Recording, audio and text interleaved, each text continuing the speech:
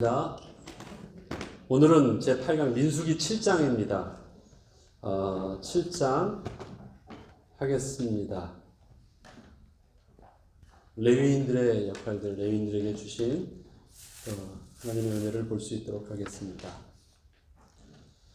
가급적이면 여러분들이 성경 공부를 하시고 집에 가서 다시 한번 읽어보시는 게 좋습니다. 왜냐하면 제가 성경 공부할 때는 여러분들이 어디를 관심 있게 볼 수 있는지를 이렇게 포인트를 볼 수 있도록 시선을 이렇게 잡아주는 거지, 제가 일일이 어떤 정답을 주려고 하는 것이 아니라 여러분들이 성경을 읽을 때 그렇게 해서 그 시각을 가지고 보면 놓쳤던 것들을 볼 수 있기 때문에 가급적이면 여러분들이 성경 공부는 여러분들이 성경을 재미있게 읽게 하려고 하는 것이지 성경의 많은 지식을 제가 막 알려드리려고 하는 것이 아닙니다.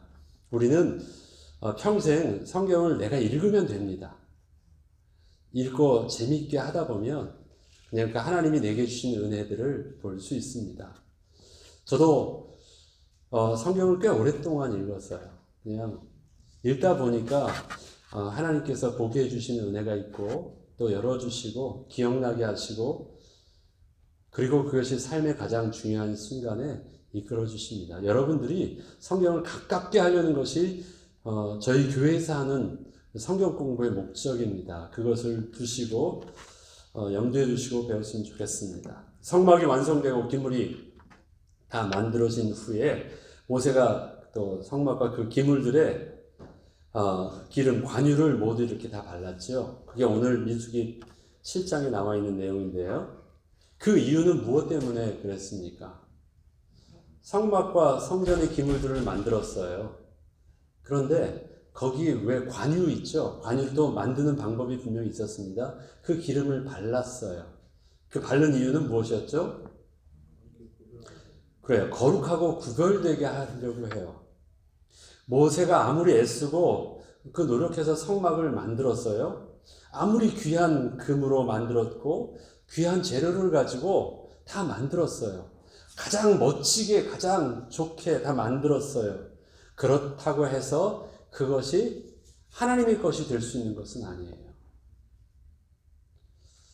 우리는 가치 있는 것을 들으면 내가 가치 있는 것이니까 당연히 내가 드렸으니까 하나님께서도 받으시는 것이라고 생각을 해요. 그렇지 않습니다. 가치 있고 내가 귀하게 드렸기 때문에 하나님께서 받으시고 안 받으시고 그 문제가 아닙니다. 내가 드린 문제가 아니라 하나님께서 하나님의 것으로 인치시는 것이 중요한 것입니다. 그것이 기름 부으심이에요.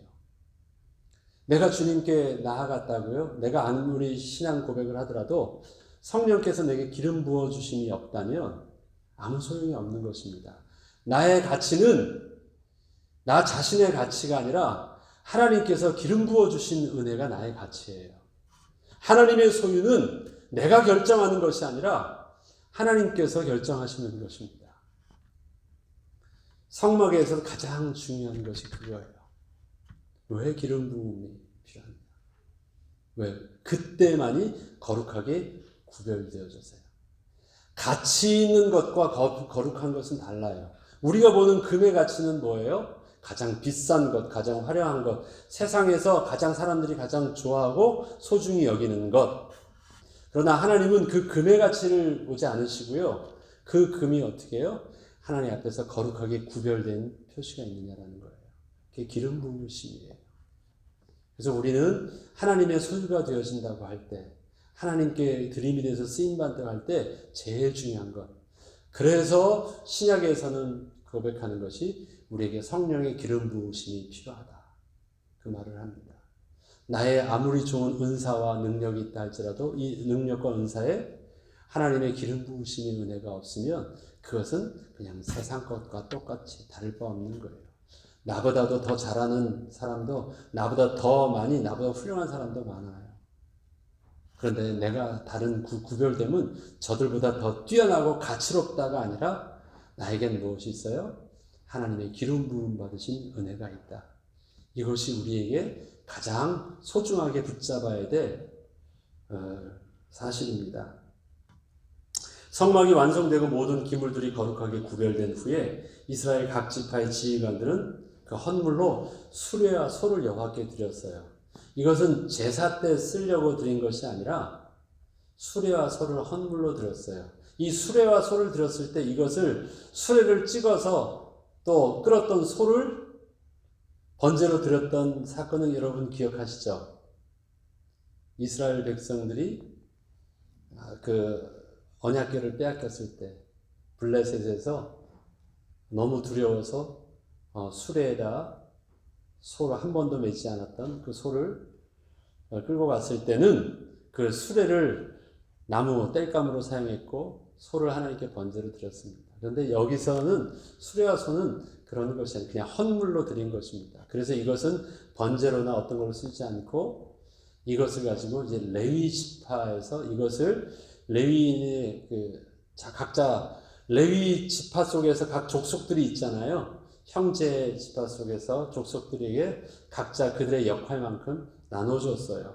그래서 각자 이제 골고루 분배하는데 여기 보면요. 고핫 자손은 분배를 받지 못했다고 기록하고 있습니다. 9절에 보면 고핫 자손은 주지 않았더라고 해요. 그 이유는 무엇 때문이었습니까? 그 지금은 어깨로 매는 일을 하는 까닭이었기 때문입니다. 어깨로 매는 것보다는 뭐가 더 낫습니까? 수레로 하는 것이 더 안정적이고 더 오랫동안 더 힘들지 않고 잘 할 수 있었음에도 불구하고 고핫 자손에게는요 어깨로 매도록 했어요. 고핫 자손이 뭘 메고 있었는데 뭘 메고 다녔죠? 레위 자손들이 나르는 거 보면 성막도 있어요. 성막을 보면 뭐 굉장히 무거운 것, 기둥도 있고, 그 다음에 무거운 가죽의 껍데기도, 이 천도 있고, 뭐 여러 가지가 많잖아요. 그런데 고핫 자손이 한 것은 뭐냐면 성전 안에 기물들이었어요. 언약궤는 누가 맸죠? 언약궤는 레위 자손이 맸나요? 제사장들이 맸습니다. 언약궤는 그것도 레위 자손도 아니고 제사장들만 맸어요. 그만큼 그 버금가는 소중한 것이 뭐였냐? 성전의 기물이었는데 성전의 기물들은 고핫 자손이 맸습니다. 4장에 보면 이 내용들이 잘 나와 있죠. 4장에 보면 고핫 자손이 매는데 고핫 자손이 성전의 기물들을 터치할 수 있었어요? 없었어요? 터치도 못했어요. 매기만 했는데 다 맬 수 있도록 누가 그것을 다 싸줘요? 제사장들이 다 쌓아놓으면 제사장이 관리하는 제사장이 다 쌓아놓으면 고핫 자손은 그것을 건들지 않고 그냥 짝대기 꽂아서 매기만 했어요. 만약에 그걸 건드리면 고핫 자손이 죽어요.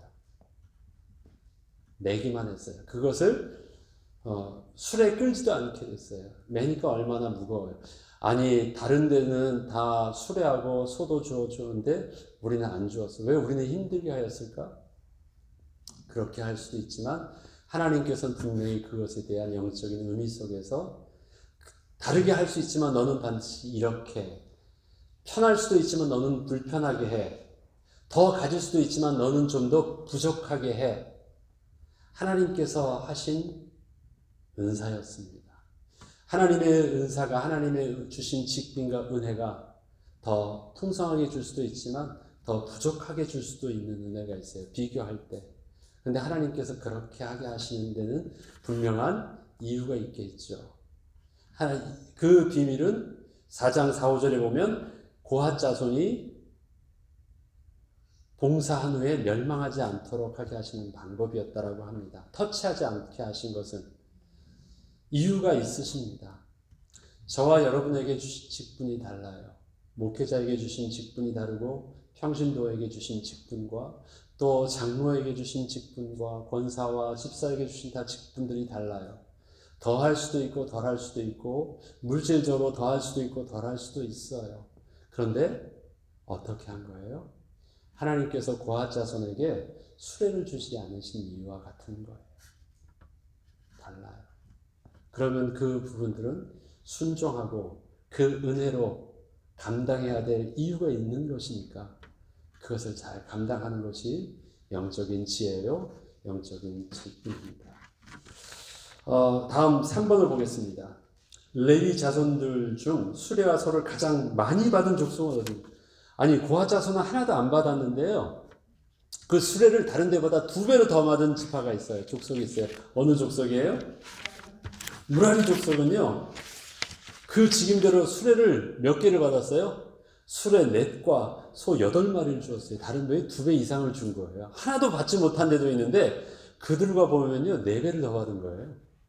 왜 그렇습니까? 그들의 무라리 족속이 했던 것은 뭐예요? 뭘 이동을 했냐면 성막의 벽체, 성막의 널판지 있죠? 널판지가 몇 개냐면 4.5m 되는 널판지가 48장이에요. 그 다음에 뜰의 담장, 기둥이에요. 기둥들은 몇 개냐면 9개예요. 그 나름대로 기둥이거든요. 그 다음에 받침대, 놋 받침대, 다 이 쇠붙이 무거운 것들이에요. 사실 굉장히 다른 것에 비해서는요, 그것을 날른다라는 것은 다른 사람이 그래도 보침처럼 매는 게 훨씬 더 쉬운 것입니다. 술이 아무리 많아도 굉장히 힘든 거예요. 완전 노가다입니다.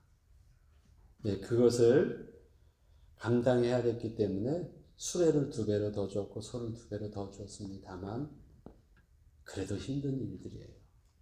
우리에게 더 주고 덜 주고 문제가 아니라 주신 직분 가운데 더 필요할 수도 있고요. 그 다음 주신 직분의 은혜 가운데 그것을 하나님께서 그렇게 하지 말라고 하시는 것들도 있습니다. 하나님이 일을 하게 하실 때는요. 하나님이 감당할 수 있도록 이렇게 은혜도 함께 해주십니다. 모세도 아무것도 못한다고 말을 했었죠.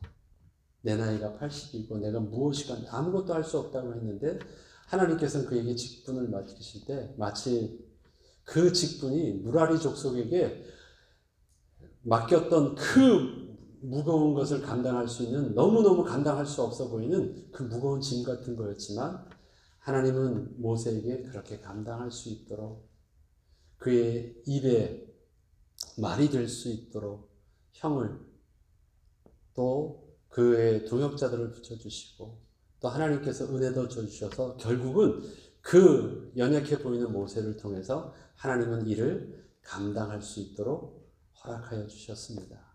무라리 족속에게 갑절의 은혜를 주셨던 것처럼 말입니다. 저와 여러분에게 하나님이 직분적 은혜를 주실 때는 할 수 있어서 맡기신 것이 아니라 하나님이 나를 통해서 그 일 하시겠다고 하시는 하나님의 의지가 하게 하시는 것입니다. 하게 하시려고 하시면 그 다음에 뭐가 필요해요? 부족한 것은 하나님이 책임져 주시는 거예요.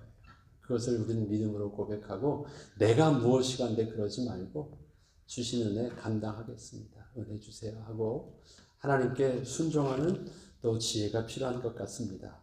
자, 4번 이스라엘 각 지파의 지휘관들이 하루에 한 사람씩 성소에 드렸던 예물들이 오늘 7장을 보면요. 내용이 굉장히 길어 보이는데 그 뒤에 보면 똑같은 그 12지파의 똑같은 내용을요. 반복적인 내용을 똑같이 다 쓰고 있어요. 아니 한 명만 써도 돼요. 그리고 다른 지파들도 다 그렇게 하였더라 하면은 될 만한 말들을요. 똑같은 거를 똑같이 하면서 반복적으로 쓰고 있어요. 그 반복적으로 쓰고 있는 내용들 중에서 그가 드렸던 예물이 있습니다. 하나님께 드렸던 예물들을 각 지파 그 지파의 지휘관들이 나오면 이 지파가 나와서 이러한 번제물과 소제물과 이런 것을 이렇게 드렸더라 라는 것을 반복하고 있습니다. 그러면 각 지파의 장들이 나와서 드렸던 성소의 예물들은 뭐였죠? 반복적으로 드렸던 예물들을 한번 보죠. 어떤 것이에요? 첫 번째, 제일 첫 번째 소제를 드렸어요. 고운 가루와 또 향을 소제로 드린 것. 그 다음에 또 뭐예요? 번제물로 드렸죠. 번제물로 드린 건 뭐예요? 수송아지 한 마리, 숫양 한 마리, 1년 된 어린 양, 숫양 한 마리. 이게 번제물로 드린 거예요. 그 다음에 속죄제물로 드린 건 뭐예요? 숫염소 한 마리. 그 다음에 또 무슨 제물요?